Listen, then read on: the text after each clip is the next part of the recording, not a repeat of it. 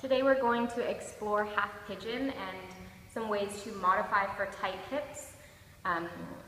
So we'll start it off on the right side, reach that right leg all the way up towards the sky in downward facing dog, and then swing it through, right knee behind the right wrist, and let that shin slide across. Extend back through your left leg, and we're aiming to get the right shin parallel to the front of your mat.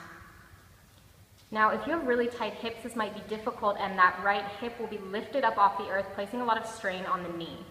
If the right hip does not come down to the earth, it's a great idea to grab a block and place it underneath your hip so that you can let go of any tension or gripping in the right side of your hip.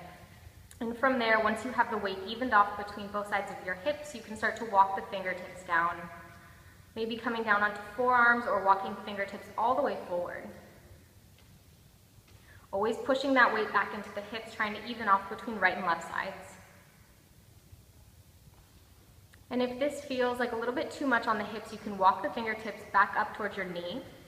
Go ahead and remove that block and bring all of the weight into your right hip. So sit down onto the right side, and then we'll bend the back leg behind us so that knee comes towards the foot.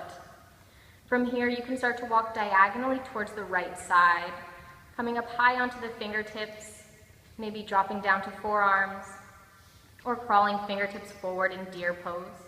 This is a wonderful variation of half pigeon that you're free to take in any of the classes if that half pigeon just feels too strong of a pose on the hips.